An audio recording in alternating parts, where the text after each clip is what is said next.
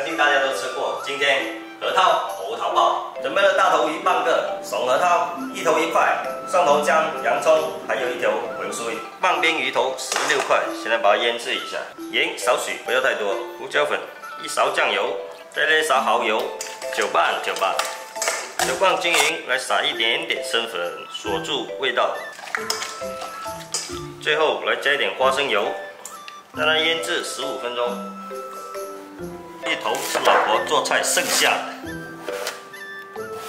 把它切成一粒一粒的。起锅烧油，油烧热，现在把芋头过一下油，再来包，等下芋头比较容易熟，而且更容易入味。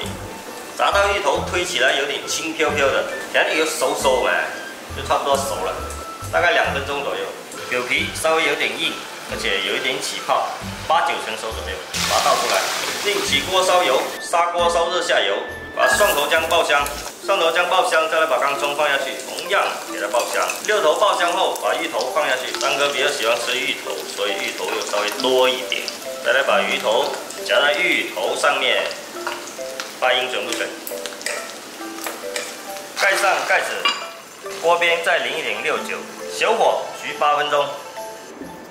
已经闻到阵阵的香味，先到起锅，把文荽放上去，升级砂锅鱼头包，简单易做又非常的美味。